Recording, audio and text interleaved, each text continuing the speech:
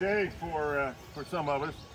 We get to recognize somebody who has poured tons of energy and thought into recreating and restoring this whole site here on our campus. Some 12 years ago, Boyd can correct me if my numbers are wrong, but some 12 years ago, Mrs. Hallas, Lynn Hallas, regularly walked through here on her way from her cottage down here to the dining room and things up there. It was kind of a ragged path, and as the area had been used for staging for construction, there was a lot of scrap around and stuff like that. And she thought that it could be improved and worked with Boyd, who was chair of building and grounds at the time, and they came up with a plan to develop this as a bird sanctuary for nature and for the residents here. They had vision and they had tenacity to stick to that vision. So they got an initial stream put in, they had some rocks, things were fed by runoff from the buildings periodically. And Mrs. Hallas wanted to remember her husband, Colonel Gerald Hallas, who was a U.S. Air Force pilot. And he flew in the Berlin airlift in 1949. So if you remember your history, the communists had closed off access to the city of Berlin and of West Berlin, and we flew coal and fuel and food and building supplies in, a plane every 2 minutes or something like that flew in and landed for a year. Incredible, right? And Colonel Hallas was one of those pilots. So she had a small arched bridge that's up there, designed and built. And another resident, Sharon Nance, helped with funds to develop what was a drainage ditch into a small stream with some rocks and rills, and an original pedestrian bridge was across the stream here. Several focal points were developed where there's now a parking lot and a lawn and things like that, and people gave them as memorials. They generally had a couple of shrubs and trees, flowering trees, and a bench, and so on. And so the focal points are gone with this construction, and we'll resurrect some of those, I think, as we go into the future. We'll have to see how it works. So over time, unfortunately, the area was not well maintained and fell into disrepair. And Pete lived here in this original heritage building for some time, right? How long did you live there, Pete?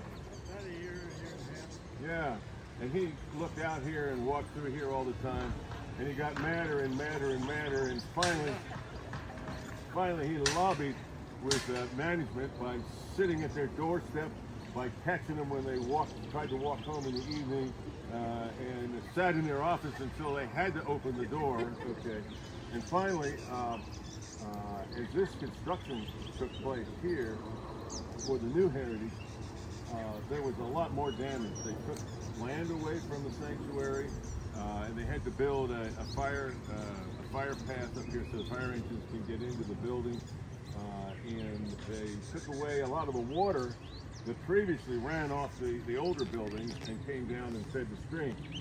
So things were really in a disheveled state. But because of Pete's pushing constantly and selling the ideas constantly,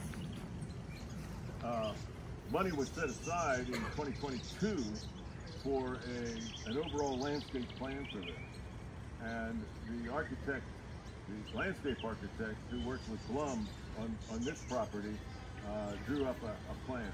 It was quite an involved plan with pathways and streams and trees and gardens, oh my God, and lots of heavy growth and everything.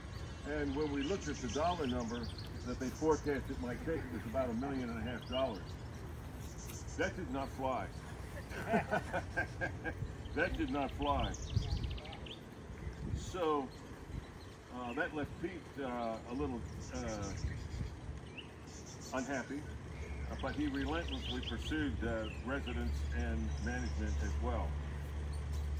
When I moved in here, I inadvertently committed to being building and grounds chair, and so what was happening here was part of the agony we were going through on the campus, and there were loud voices, who stood up for the things they believe. And I don't really need these. And so we did get some things committed by 2023. They committed some dollars to help us restart this place, to build a stream, to put some pathways in, to plant things for the future. So we have this, and it's because of Pete that we really got to be able to do this. Pete's vision consisted of some basic principles. Natural North Carolina plants, so that you have harmony between the flora and the fauna that live here. Okay? If you bring in imported plants, the fauna that lives here doesn't recognize them, and the plants don't get pollinated and used as well as they can. So it's really important to have North Carolina Southeast native plants here. And if you're looking at this garden and the one to this side over here, you'll notice that they're all native plants with a couple of minor exceptions. But don't worry, Dale has her finger on those and she's going to fix it. I can tell. I can tell. There's 10 or 12 separate small areas. We couldn't do $1.5 million project. I mean, that's just it's too large for us to manage. So we broke it into about 10 or 12 pieces. And this is a piece, that's a piece, the stream's a piece, the bridge is a piece, and there's others waiting to be looked at, developed, and talked about as we move into the future. The center circle was the original core design that was done. Boyd, I guess that's true. And so to resurrect this and to have it be the Johnson Garden just feels really good. And I hope you all agree. So already we're noticing the return of birds to this area. We've noticed pollinators. We've noticed pollinators in the gardens, and the birds like the pollinators do the job. We've got frogs in the stream already, and we may have lizards and toads and salamanders and some other things come in as well. So we're looking forward to that. So Pete, this center circle garden we dedicate today to you, and could the two daughters step up here, please?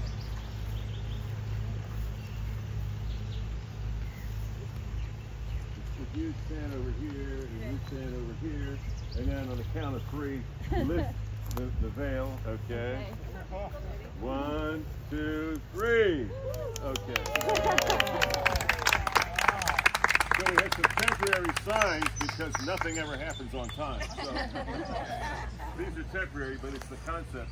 We're going to continue the Hallas signage that Boyd developed and that Pete supported with these.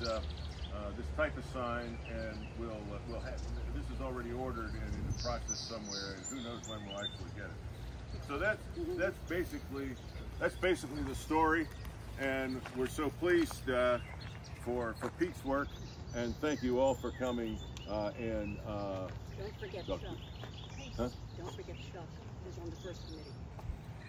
So were there other committee members here from the Building and Grounds Committee? 1, 2. The original. So Chuck goes back to that beginning too of things. I'd just like to join you for a second. I'm Gunther. Gunther's the current head of the Building and Grounds. So he passed all the open work orders and whatever was not done under his leadership, passed it on to me. But you know, the first thing that happened, seeing Pete sitting at door number 1 and accosting me, and he was saying, "You're the new chair. You need to take care of this. This needs to be done." Well, and believe me, there was not a time when I didn't walk by when Pete did not find a reason to talk to me and to our committee. And of course, with the help of, we have established a subcommittee which is headed by Steve, specifically for Hallas. And believe me, was a struggle. It took us, we had to go to upper management in January to finally get approval to get this done. That's the downstairs management, not just the upstairs management. How about Bison? Well, Bison approved the basic plan. That was not that much of a problem. The financial part of it was a difficult part that we needed to get approved. And we did, and we got it done, and it's moving, and more to come. But thanks, Pete, you've been a great instigator of it. And believe me, Joan and I actually donated to make this happen. Amen. So we like it.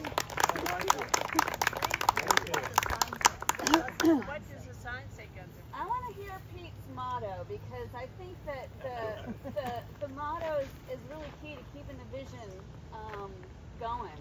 What's the motto, Pete? You're the speaker. Yeah. Keep it simple. Simple. So this is very simple. There's three parts. Three parts. What's the other part? Keep it native. Keep it native. Keep it natural. Keep it natural. Keep it motto. simple. Keep it Don't forget native. it. Keep it natural. Keeping it natural. I don't want to see monkeys running around here. I don't know why you say that. So this says the Johnson Garden honors Pete's vision and tenacity, making this sanctuary a haven for wild creatures, native plants, and wild for all residents. So thank you. I want to say a few words. Okay. First thing I want to do. As loud as you can because of the batteries that are listening. Come on in. He's talking. What was I going to say? I want to introduce my family so that everybody knows who they are. Now, let's see. I think everybody, where is everybody? Here's Melanie, our oldest daughter. Where's Polly? Polly. Polly is my ex-spouse. This is Mary Lynn. Second, I don't know how many daughters I have. And then, what was I saying? My twin. She's too close, I can't see her. But anyway, my twin from Cincinnati all the way here. Nancy Johnson.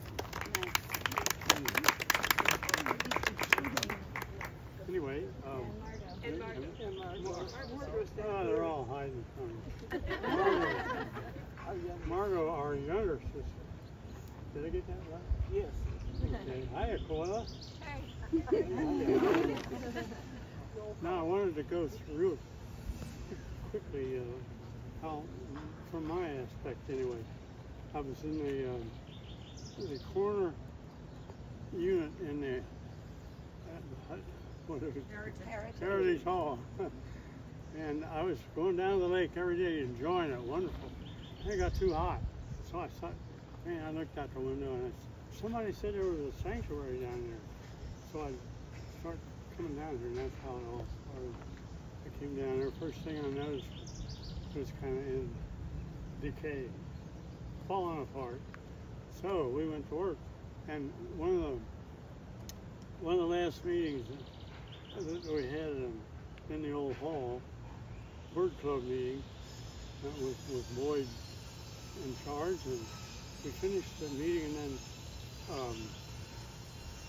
well, the three of us were left with our heads together, and we said, you know, something's got to be done. This is too valuable a thing here. Let's just go, with it. So we went to work on that, the three of us. I wasn't the only one. I volunteered to do the subcommittee chair. That was my.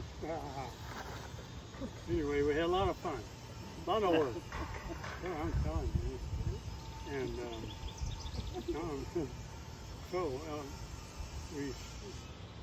it was a long road. It was hard work. We didn't have any money then, so we had to convince certain folks to get some money. And that worked. That worked real good because we had so many good people working. I know all of you keep doing at least 1,000. I know you have. Check them. I have. Anyway, I'm overdue now. Anyway, so I think, what else do I want to say? Oh, well, we have this thing, this is all redone here. And it's quite a bit redone. A lot of this stuff is new. I don't even know what these plants are yet, because they aren't labeled. We'll do a little change in here. And then I was just wanting to mention that going up that way, we have it. I want everybody to be sure to look for things on your way out, whether look for new creatures in here. We've got the tadpoles and the frogs already. The birds are still here. And you never know, I keep looking for snakes. But I've never seen one here. I might have to go down to first grade. We're going to have to go down to the lake and bring some up. Give people something to talk about, man. Anyway. Where was I? Anyway. Yeah, upward that way, it's really beautiful. I want everybody to be sure to see the recirculating stream. And peer down in the water and see if you see any creature. But don't fall in. We're not coming after you. We might come in and get in with you. So on the way up there, and then we have 2 tracks, T-R-A-C-T, is that right? To complete, or even get started on that whole side over there. It's hopefully going to be a meadow. That's going to be a thing beside itself. And then up, we have a track way up on the other end, starting at, well, hard to describe, but there's a lot to be done up there. Little patches and areas that belong to the sanctuary, and they need to be developed. So we have all that fun ahead of us. And then the maintenance of the whole place, and then the maintenance for the recirculating stream, 6,000 gallons an hour. Yeah. That's a lot of water. And so you should jump in the stream because it's really clean. It's drinkable. Thanks, Pete. Yeah. Appreciate it. All right. We also want to invite all the family to come back a little bit later because in the center is going to be a big, beautiful tree that's native to the area. Oh, yeah. So right in the center here. That's it, right here. That's it. That's the tree? That's the service berry. But Pete, that's Pete's dream, the service berry tree. Yeah. What is this? Service berry. Okay, it's going to be beautiful. Ask Pete more about it. He can tell you more about it. Is that also the center? No, because it gets more sun over here in this side, and it needs sunshine. It'll get tall, right? Oh yeah, yeah. You can see some other examples up in gardens up here around the Heritage Building. Well, there's a long ways to go and a lot of fun things to do. I've got a million more ideas. Anybody else have some? Chip in. I got it. I have it. I'd like